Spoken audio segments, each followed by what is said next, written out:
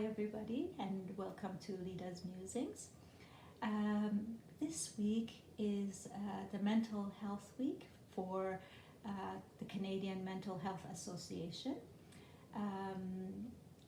So, topics of mental health are discussed more, and I'm sure it would be good for all of us to think about it and talk about it to each other.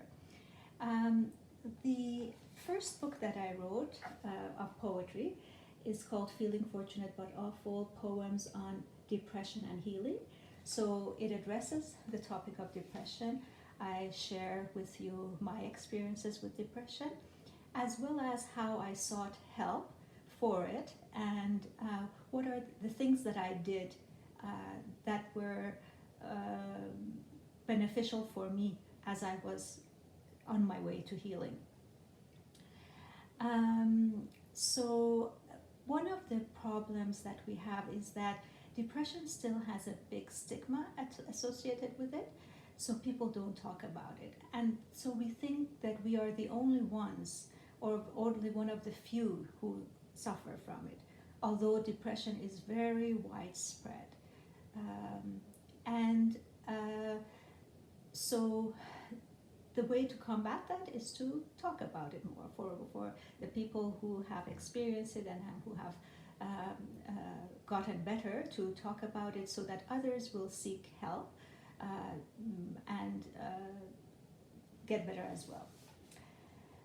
So the poem I'm reading you is called Code of Silence, and it's about not talking about depression. Why this code of silence? What do we fear? Why such stigma? Where do we go from here?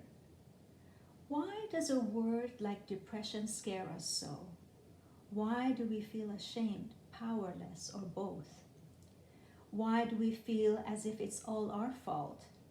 Why so many misconceptions? Enough is enough. Depression has a cause, like other conditions do. It can be treated if attended to. It's not this strange, enigmatic affair. One is not doomed to years of despair. It can be debilitating, no doubt, but the danger comes from doing nothing at all. The first step is to break the code of silence, to change our understanding of mental illness. Perhaps we need a new terminology, something less outdated and scary. We need to talk. We need to understand.